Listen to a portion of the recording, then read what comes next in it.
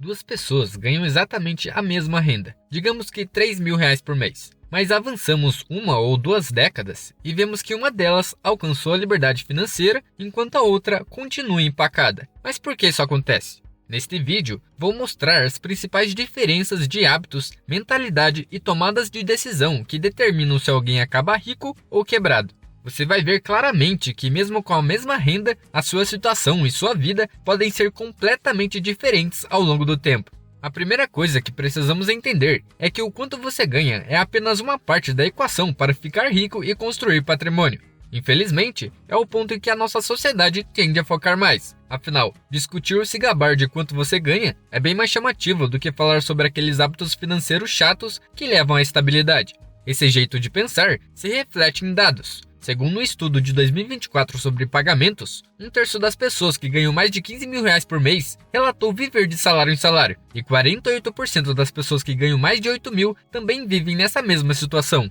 E como isso é possível? Você imaginaria que se alguém recebesse R$ 15.000 por mês, essa pessoa estaria bem de vida. Afinal, a renda média no Brasil gira em torno de R$ 3.200 por mês. Então, como é possível que 40% das pessoas que ganham 4 vezes mais que isso ainda passem sufoco, vivendo de salário em salário? Bom, isso se resume a 3 erros comuns que levam a uma pessoa a ficar no vermelho mesmo tendo uma boa renda.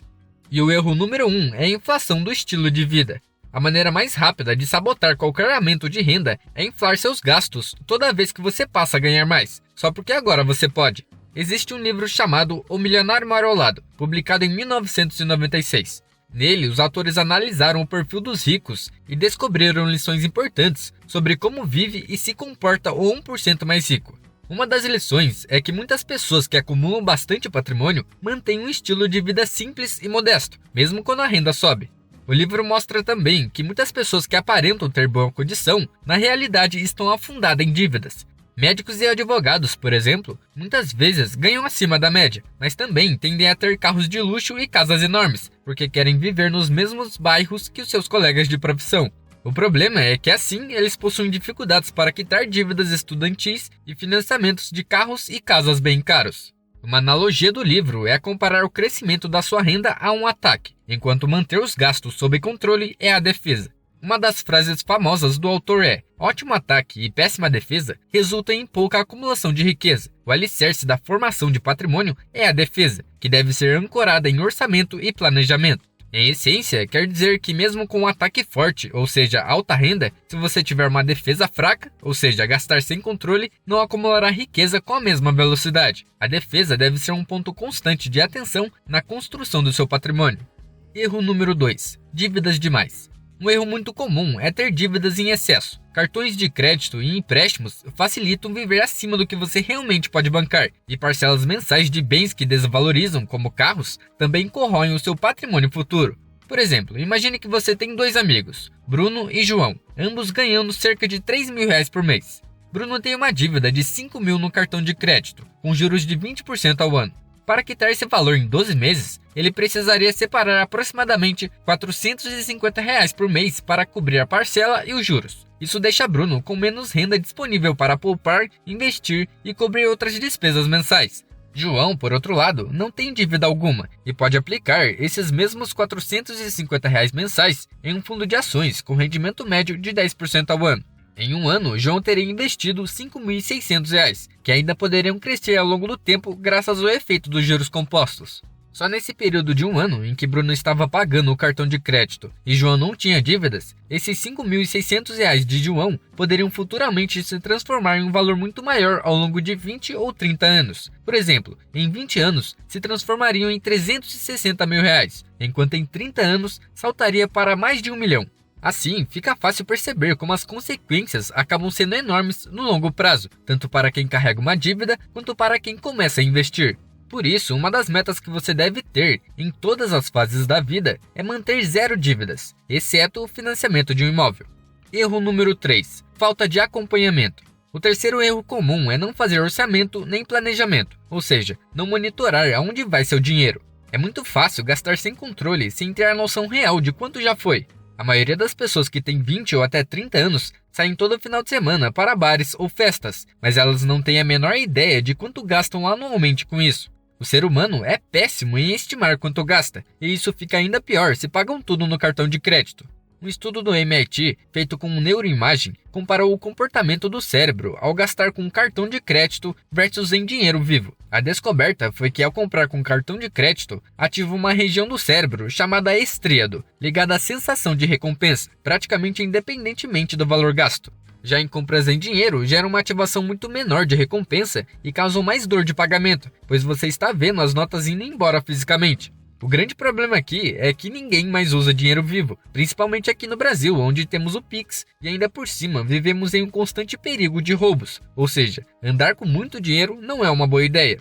O ponto é, somos péssimos em estimar o quanto foi gasto, e se não tivermos um acompanhamento real, podemos facilmente ultrapassar o valor e negligenciar a poupança ou os investimentos. Isso leva muita gente a ficar em um looping de salário entra, salário sai e nada sobra. Por outro lado, ao monitorar bem suas despesas, você se torna mais consciente, evita exageros e assim investe e poupa mais. Bom, falamos sobre 3 erros comuns que levam as pessoas a ficarem sem dinheiro. Agora vamos ver 3 hábitos que conduzem à riqueza. O primeiro hábito é investir cedo. Para demonstrar isso, eu vou te mostrar uma coisa que vai explodir sua cabeça. Repare nesses 3 casos. O primeiro é o Pedro, o segundo é a Ellen e o terceiro é o Felipe. Todos os 3 investem R$500 por mês e todos os 3 obtêm um retorno anual de 10% sobre seus investimentos. Pedro começa a investir aos 15 anos e investe por apenas 5 anos, até os 20 anos. Depois, ele simplesmente para de investir e deixa seu dinheiro crescendo sem adicionar mais nada. Ellen começa a investir aos 19 anos e investe por 8 anos, até os 27 anos, e depois para de aportar dinheiro. E João começa a investir aos 27 anos e continua investindo até os 65 anos. Ou seja, ele investiu R$500 por mês durante 38 anos. Agora vem a grande pergunta: quem tem mais dinheiro aos 65 anos? Bom, se você pensa que é o João, porque ele investiu por mais tempo, você errou. Na verdade, ele tem a menor quantia entre os 3. Aos 65 anos, João tem aproximadamente 2,3 milhões de reais. Ele investiu um total de R$228.500 e aportou dinheiro durante 38 anos. Ellen tem 2,7 milhões de reais. Ela investiu um total de R$48.500 e aportou dinheiro durante 8 anos. E finalmente Pedro tem praticamente 2,9 milhões de reais. Ele investiu apenas R$30.500 e aportou dinheiro durante 5 anos. Como você pode ver, Pedro tem o menor tempo de aporte e dinheiro investidos, mas apesar disso, acabou com a maior quantidade de dinheiro. E por quê? Simplesmente porque ele começou mais cedo. Este é o poder do tempo nos investimentos. Hábito bom número 2. Pagar a si mesmo primeiro. Muita gente comete o erro de receber o salário, gastar tudo e só depois guardar, mas aí simplesmente não sobra nada. Por exemplo, a pessoa mantém o saldo da conta sempre no mesmo valor. Suponha que você costume ter R$1.000 na conta. Daí você recebe R$2.500 de salário e depois de 2 semanas o saldo está novamente em R$1.000, como se nada tivesse mudado. Em vez disso, sempre que receber, separe logo um percentual ou valor fixo para o seu eu do futuro. Por exemplo, se você ganha R$2.500 por mês, pode reservar R$250 antes de qualquer outra coisa. Assim, garante que pelo menos R$250 vão para uma poupança ou investimento. Pode parecer pouco, mas as finanças pessoais funcionam assim. Pequenos hábitos geram grandes resultados ao longo do tempo. Hábito bom número 3. Focar em ativos. Um terceiro hábito que diferencia quem enriquece de quem não sai do lugar é concentrar o dinheiro em ativos, não em passivos. Pessoas ricas priorizam gastar em coisas que gerem valor ou renda ao longo do tempo, como ações, imóveis ou a abertura de um negócio próprio. Todos esses exemplos são ativos que podem trazer fluxo de caixa. Por exemplo, ações que pagam dividendos entregam pagamentos regulares só pelo fato de você ser acionista. O imóvel de aluguel gera renda passiva por meio de alocação. Esse fluxo de caixa pode ser reinvestido ou usado para cobrir despesas, ampliando seu patrimônio.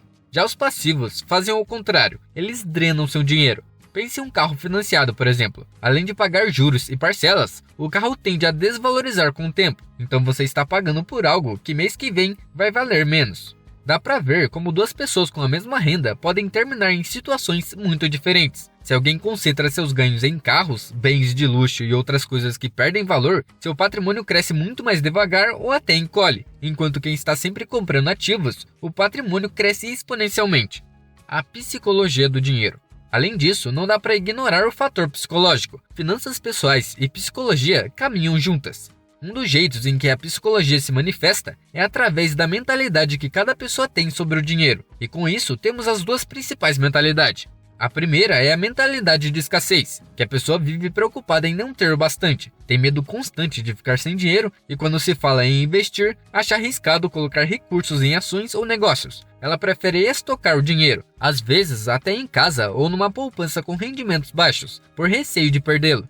Em casos extremos, ela pode gastar impulsivamente para aliviar a ansiedade de curto prazo, o que também não resolve o problema. A segunda é a mentalidade de abundância.